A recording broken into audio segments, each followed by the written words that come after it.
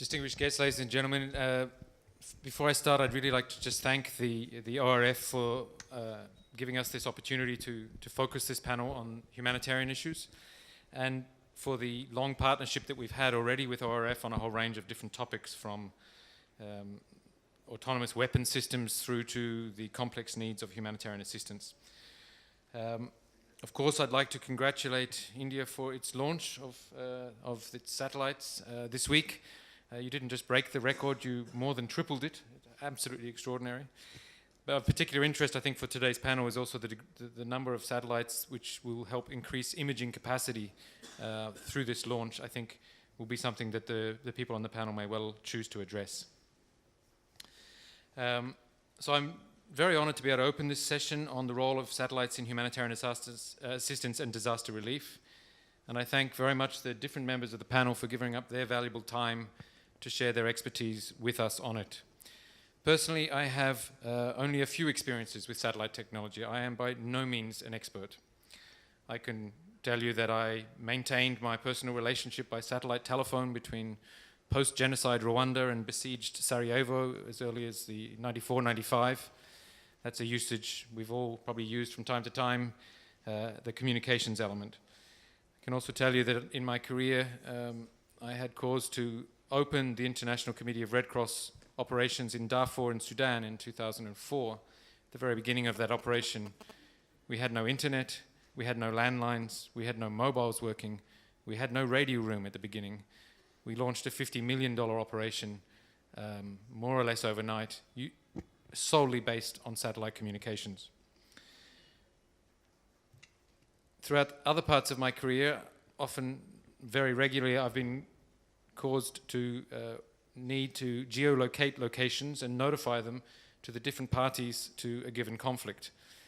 We do that in order to isolate where essential civilian infrastructure like hospitals may be, or the residences or offices of humanitarian workers may be, in order to get them onto the no-strike lists of the various parties, with varying degrees of success, I might say, but clearly the location capacity is not just something that helps us locate need, it is also helps us to locate those things that may be illegal to attack or illegal to damage.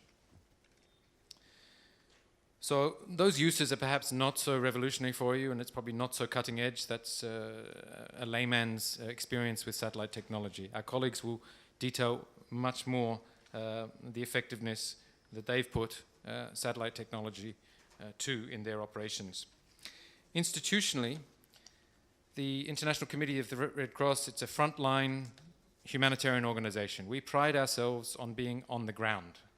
So being tens or hundreds of thousands of kilometers away, no matter what the resolution is, doesn't satisfy some of the requirements that we have. We struggle to be on the ground when populations face crises, whether they are conflict-related crises or natural disasters, with other components of the Red Cross, Red Crescent movement. We struggle to be on the ground when others are not able to respond. That's the raison d'etre, the most important element that we offer in the global humanitarian response network. We try to do that with principle, with independence, with objectivity. We try to respond irrespective of all the different controversies and agendas that may be present during a crisis. And I'll outline a few of the trends that we're dealing with that makes that more and more complicated to do. So we are increasingly looking to technology, including satellite technology, to assist us in those responsibilities of being able to be informed and on the ground and safe and respond to people at their times of greatest need. But I would not say that we are launching into new technology with unbridled and free abandon. We need to be cautious. There's a number of elements about the new technology that, while it can supplement our work, will never replace direct proximity to the people themselves that need assisting. We should be very cautious about rapid interpretations with all the different data that we can get from ranges of different sources, without having some kind of presence with the populations concerned so that we can understand exactly what they feel they can already respond to on their own, and what they feel will put them at greater risk or less risk, and what they would like to see in terms of a response. And so we need to balance the very important supplementary information that we might receive from satellite information with qualitative human contact. There are also other risks. We have risks of exposing people because we are able to track their movements, and that exposure may put them at further risk rather than less. We have risks in terms of data management and confidentiality and a variety of issues. And I think my colleagues on the panel here will go into more details on those things. So let me focus on just a few trends that are significant and important in modern humanitarian crisis zones, which are trends that we will all need to design our services around. The first one is that increasingly, well, the sad fact of all major disasters that we look at, whether they're natural disasters or conflict disasters, is that the vast majority of victims are civilian. So while the technology may be in military hands or in private sector hands or in government hands, in most cases, the people who are at risk and who are suffering are not in direct control of that technology and not having access necessarily to the fruits of that technology. That informs what we do with that information and how we approach communities with that information. Secondly, if I speak more about conflicts, which is what my agency is specialist on, they are more protracted than ever, they are longer, they are more urbanized than ever, and they are more fragmented than ever. I'm going to give a little example on each of those. Just before I do that, if we think of natural disasters, we can make also a few generalizations. They are more frequent, they are more catastrophic in their magnitude than ever, and they are also more urbanized than ever. So I know another of my colleagues on the panel, Leon, will no doubt address some of those issues. And often, disasters overlap. Populations are affected both by instability and by some form of natural crisis at the same time. That impacts the quality of the data, the freedom with which we use the data, and the ability of populations to cope with the stresses that they're under at any given moment. So let me, just, as I said, I'd say a couple of words about each of those adjectives. Protracted, just to give you an example by what I mean by that, I work for a specialist emergency conflict response organization.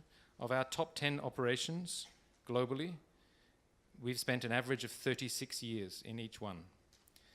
So if you think of our top operations in the world, Syria, Iraq, Afghanistan, Somalia, Congo, Colombia, etc., we've been in those places for an average of 36 years. We think of crisis as a short and sharp, rapid issue to respond to. Increasingly, it's a long-term continuum of varied inputs, varied pressures, and varied attempts by the population to manage under those stresses.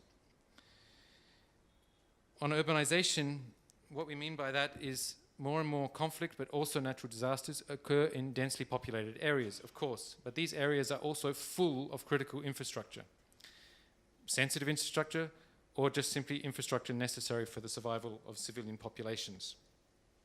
It's also harder and harder in an urban environment to distinguish who is who. In conflict terms, friend or foe. In disaster terms, helper or helped. It's in targeting terms, in terms of military targeting, who is innocent and should be protected, who has protected status under international humanitarian law, and who's an active combatant in that environment and can be targeted. Some decisions have been made about that, utilizing satellite technology. You've all seen the videos and the controversies related to that. It reinforces the point that we have to supplement the information we can derive from space with the information that we can get on the ground and the appropriate legal frameworks that may apply. The final point on fragmentation, again, just to give you an example of what we're talking about the different actors on the ground that split and subdivide and multiply and appear with varying agendas. In the last 6 years, there are 6 times more non-state armed groups that have formed and emerged than in the last 60 years. So when we talk about fragmentation, I'll just give you a small example. In Eastern Congo, when we need to work in the remote areas of Eastern Congo, we know there is in the order of about 40 different armed factions that we need to negotiate with to understand, one, that we're welcome and safe, and 2, what the needs may be on the ground. You could go to Libya and you could be talking about 300 plus immediately. I'm not sure anybody has a reliable figure for Syria. I'm not going to be brave enough to give you one at this stage. So the challenges of today's modern conflict environment particularly is something where we need innovative solutions. Those dilemmas make it harder and harder for us to be present, to be trusted, to be able to know who we can assist, and to be able to reassure people about what we are doing on the ground. But it also makes it very important for us to look for innovative solutions, alternative information sources, and alternative methods of delivering support and assistance without compromising our presence. We do not want to transform our on-the-ground contact and relationship with people into some kind of digital remote relationship. The one message that from my side I would like people to go away with is that we need all the innovative supplementary technology we can get. We need to be cautious about it being a solution on its own. So I'll just close by issuing a small challenge to the panel. Help us investigate the new possibilities. Help us identify clearly the risks and give us the guidance to navigate them. Thank you.